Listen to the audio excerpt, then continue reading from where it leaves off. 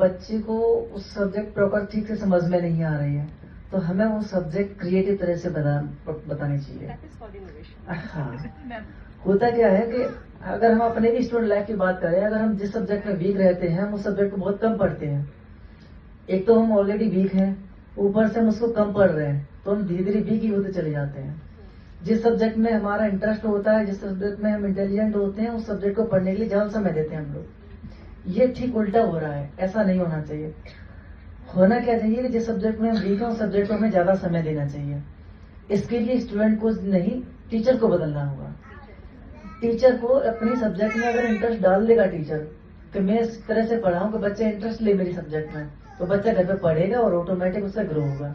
Interest डालने के लिए करना क्या होगा टीचर को, वो सब्जेक्ट इजी बनानी होगी। इट मीन्स बच्चे के माइंड में ये सेट करना होगा कि ये सब्जेक्ट बहुत आसान है।